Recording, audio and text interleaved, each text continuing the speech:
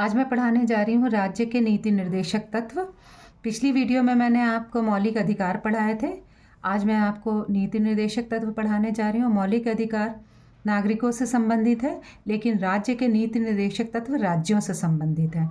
उनके पीछे कानूनी वैधता है, लेकिन इसके पीछे कानूनी वैधता नहीं है। ठीक है, तो इसको आप सुनते जाइए। राज्य के नीति निर्देशक तत्व वो होते हैं जिनका अवलोकन तब करती है संसद जबकि कोई भी नीति बनाती है, ताकि ऐसा ना हो कि कोई भी ऐसी नीति ना बन जाए जो कि मौलिक अधिकारों के खिलाफ हो। ठीक है, तो इस हिसाब से राज्यों के नीति निर्देशक तत्व भी अपने आप में एक अहम भूमिका निभाते हैं।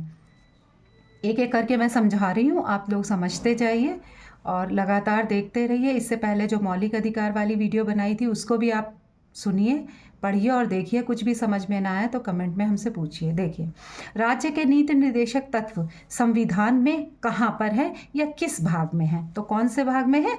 भाग 4 में है ये। ठीक है, राज्य के नीति निर्देशक तत्व किस अनुच्छेद से किस अनुच्छेद तक हैं? तो अनुच्छेद 36 से 51 तक हैं। राज्य के नीति निर्देशक तत्व किस देश से लिए गए हैं? आयरलैंड से। राज्य के नीति निर्देशक तत्वों को क्या उद्देश्य है? राज्य के नीति निर्देशक तत्वों का क्या उद्देश्य है? क्या उद्देश्य है? कल्याणकारी राज्य बनाना। राज्य के नीति निर्देशक तत्व क्या न्यायालय में लागू किए जा सकते हैं? नहीं, ये न्यायालय द्वारा लागू नहीं किए जा सकते। राज्य के नीति निर्देशक तत्व किस प्रकार के अधिकार हैं? सामाजिक, आर्थिक, दिशा निर्देश। ठीक है, राज्य पर नीति निर्देशक तत्वों का क्या प्रभाव पड़ता है? नीतियां बनाने में ये मार्गदर्शन की भूमिका निभाते हैं। नीति निर्देशक तत्व कितने प्रकार के हैं? सामाजिक, उदारवादी, बौद्धिक, गांधीवादी। ठीक है, समान वेतन का प्रावधान किस अनुच्छेद में है? अनुच्छेद 39D में है। न्याय, सामाजिक, आर्थिक, राजनीतिक किस अनुच्छेद से प्रेरित है? प्रस्तावना प्लस राज्य के नीति निर्देशक तत्व। शराबबंदी किस अनुच्छेद में है? अनुच्छेद 47 में। पर्यावरण संरक्षण किसमें है? अनुच्छेद 48A में। पशुओं की दया से रक्षा अनुच्छेद 51A। मूल कर्तव्य प्लस अनुच्छेद 48। पंचायतों के संगठन का निर्देश किसमें है? अनुच्छेद 40 में किया गया है। नेक्स्ट क्वेश्चन देखिए, कार्य का उचित वेतन और मानव श्रम की गरिमा, यानी कि कार्य का उचित वेतन और मानव की श्रम गरिमा किसमें है? अनुच्छेद 43 में। गांव में कुटीर उद्योग प्रोत्साहन किस अनुच्छेद में है? अनुच्छेद 43 में। अल्प पोषण और दवा के स्तर में सुधार अनुच्छेद 47 में है। सभी के लिए मानवयुक्त जीवन स्तर, यानी मनुष्य हैं तो मनुष्यों जैसा जीवन व्यतीत करें, ऐसा किस अनुच्छेद में प्रावधान किया गया है? अनुच्छेद 39A, 41 और 43 में। निःशुल्क विधिक सहायता, यानी कि बिना पैसे के किसी भी तरह की विधि की, नियमों को, कानूनों को जानने की सहायता किसमें है? अनुच्छेद 39A में है। बेरोजगारी में सहायता अनुच्छेद 41 में है।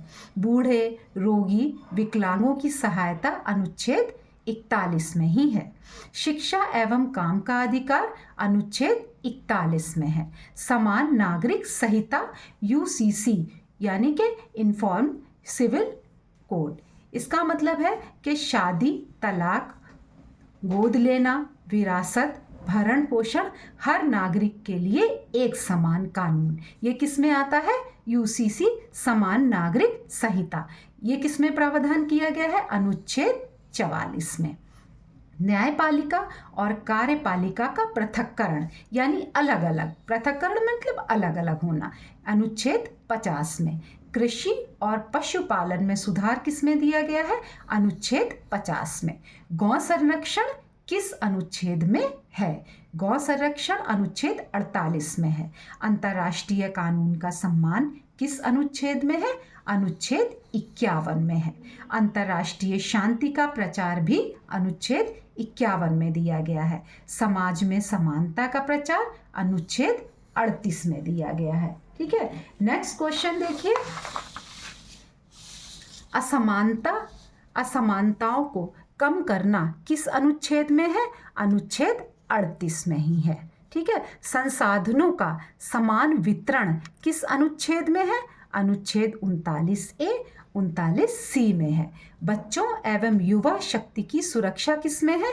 अनुच्छेद 39E अनुच्छेद 39F। सार्वजनिक स्वास्थ्य का संवर्धन अनुच्छेद 47 में है। संगठित न्याय प्रणाली का निर्देश अनुच्छेद 50 में है। बाल पोषण एवं विकास अनुच्छेद 39F में है। आर्थिक लोकतंत्र की स्थापना अनुच्छेद 39B और C में है। वंचित वर्ग के शिक्षा हित अनुच्छेद 46 में है। अनुसूचित जाति जनजाति उन्नति अनुच्छेद 46 में ये भी हैं। आदर्श संविधान का कौन सा भाग माना जाता है? राज्य के नीति निर्देशक तत्वों को आदर्श संविधान का एक भाग माना जाता है।